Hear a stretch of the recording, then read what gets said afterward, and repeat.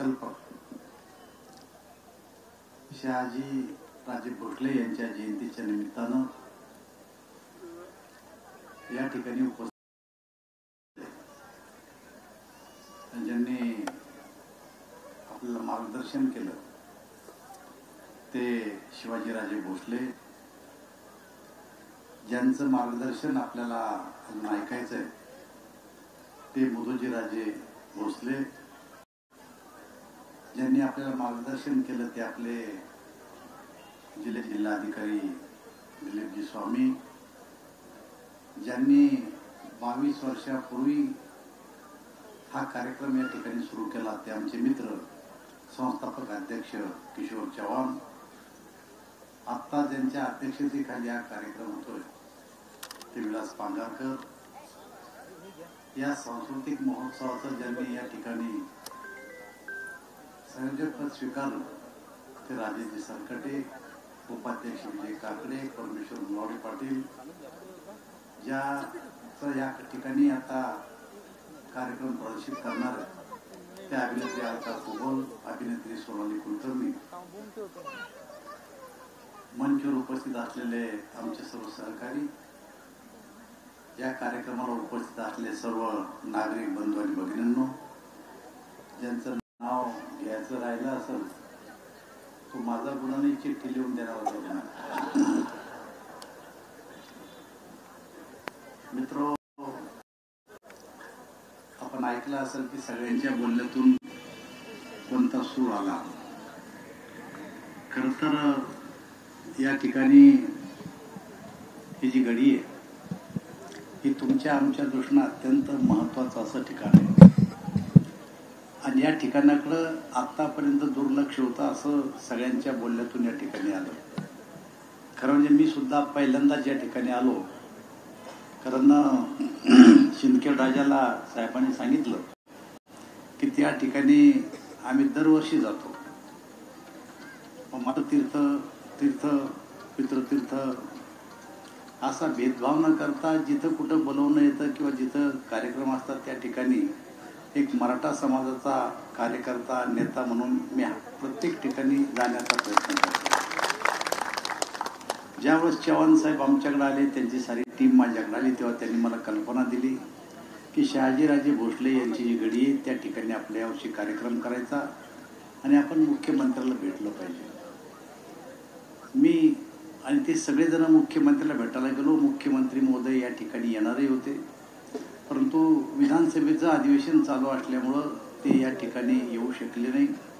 परंतु त्यांनी सांगितलं स्वतः तुम्ही जा आणि चांगल्या पद्धतीने घ्या, मी तुमच्या पाठीमागं उभा राहील, अशा प्रकारचं आश्वासन मला मुख्यमंत्री महोदयांनी दिलं. आणि त्यानंतरच मी आपले जे जिल्हाधिकारी आहेत त्यांना बी विनंती केली की साहेब या ठिकाणी तुम्ही या समितीचे अध्यक्ष आहे, या कार्यक्रमाचा विस्तार आपण वाढवला पाहिजे, स्वरूप जरा आपण मोठं केलं पाहिजे, अशी आमची त्यांच्याशी चर्चा झाली.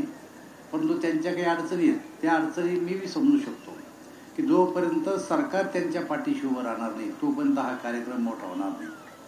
मी आपल्याला सांगू इच्छितो हे जे अशा प्रकारचे जे महत्त्वाचे ठिकाण आहे, मी 25 वर्षे दिल्लीमध्ये खासदार म्हणून होतो आणि दिल्लीमध्ये जेवढे काही मराठा समाजाचे अधिकारी आहे, जेवढे काही मराठा समाजाचे खासदार आहे, या सगळं आम्ही दिल्लीमध्ये 25 वर्ष एकत्र करत होतो. आणि त्या ठिकाणाहून पानिपतचा जो शौर्य दिन आहे त्या शौर्य दिनाला सगळेजण पानिपतला जात होतो. अनेक वेळेस आम्हाला आग्रह केला की या ठिकाणी मुख्यमंत्र्याला आणलं पाहिजे, परंतु यावर्षी देवेंद्रजी फडणवीस मुख्यमंत्री झाल्याच्या नंतर आणि त्यांना सांगितलं की पानिपतला आम्ही सगळेजण गेले 25 वर्ष जातो, पण त्या ठिकाणच्या काही समस्या आहेत, तुम्ही आले पाहिजे, तुम्ही ऐकलं पाहिजे आणि त्या समस्या जाणून घेतल्या पाहिजे आणि आज मुख्यमंत्री म्हणून त्या समस्या तुम्ही सोडवण्याचा प्रयत्न केला पाहिजे. आणि मुद्दामहून यावर्षी मुख्यमंत्री महोदय पानिपतला आले. यातली काही मंडळी आमच्यासोबत होती, पानिपतला आले आणि त्यांनी ज्या काही विषय आमच्यापुढे मांडले त्यात सगळ्यात महत्त्वाचं होतं की त्या पानिपतच्या ठिकाणी छत्रपती शिवाजी महाराजचा अश्वारूढ पुतळा बसवावा, अशा प्रकारची मागणी त्या ठिकाणी त्या मंडळीने केली. आणि जे काही जसं आता इथं 200 एकर जवळपास जागा आहे, पण आपल्या ताब्यात तेवढी जागा नाही. त्यांनी सांगितलं की पानिपतला जी जागा आहे ती आम्हाला कमी पडते, ती आजूबाजूचा परिसर आपल्याला जर विस्तार जर वाढवला तर भव्य स्मारक आपल्याला मराठा शौर्याचं त्या पानिपतला करता येईल. अशा प्रकारच्या काही मागण्या त्यांनी त्या ठिकाणी केल्या आणि आमच्याबरोबर आमचे मंत्री रावळ यांना सुद्धा आम्ही सोबत घेऊन गेलो होतो. त्यानंतर आग्र्याला गेले 3 वर्ष विनोद पाटलाच्या सहकार्यानं आम्ही आग्र्याला सुद्धा शिवजयंती साजरी करतो. खरं तर आर्किओलॉजी डिपार्टमेंट त्या ठिकाणी पहिल्या वर्षी आम्हाला त्या ठिकाणी ती जयंती साजरी करायलाच परवानगी देत नव्हतं. मी स्वतः योगीजी जवळ गेलो, कारण योगीजी आणि मी 15 वर्ष खासदार म्हणून एकत्र राहिले आहे आणि योगीजीला मी स्वतः सुद्धा कार्यक्रमाला आणलं होतं. योगीजीला सांगितलं, आता तुम्ही मुख्यमंत्री आहे, तुमच्या राज्यातला विषय, तुम्ही आम्हाला ही परवानगी दिली पाहिजे. राज्यांना परवानगी दिलीत मी असल्यामुळे परवानगी मिळाली. 2 वर्षापूर्वी त्या ठिकाणी आम्ही शिवजयंती साजरी केली. विनोद पाटलांनी त्या ठिकाणी कठोर मेहनत घेतली आणि शिवजयंती साजरी केली. दुसऱ्या वर्षी केली आणि या वर्षी विनोद पाटील त्यांच्या टीमने आम्हाला आग्रह केला की या ठिकाणी सुद्धा मुख्यमंत्री यायला पाहिजे. मी स्वतः मुख्यमंत्र्याला आग्रह केला. फडणवीसला या वर्षी आग्र्याच्या शिवजयंतीला सुद्धा आम्ही आग्र्यामध्ये घेऊन गेलो. म्हणजे पानिपतला याच वर्षी नेलं, आग्र्याला याच वर्षी नेलं आणि साहेब माझ्याकडे आले आणि ते मला म्हणायला लागले की पुन्हा आता तुम्ही वेरूळला मुख्यमंत्री पाहिजे. तर मला थोडं वाटायला लागलं की साहेब एकाच महिन्यात 2-3 महिन्यात आपण मुख्यमंत्र्याला 2-3 ठिकाणी न्यायला ती येणार नाही असं नाही, परंतु त्यांचं विधानसभेचं अधिवेशन चालू आहे. मी तुम्हाला खात्री देतो, मी तुम्हाला वचन देतो की या ठिकाणी सुद्धा मुख्यमंत्र्याला जातींना लक्ष घालण्यासाठी मी स्वतः प्रयत्न करीन आणि ज्या ज्या काही अडचणी या ठिकाणी असतील त्या अडचणी सोडवण्याचा आपण म्हणून चालणार नाही.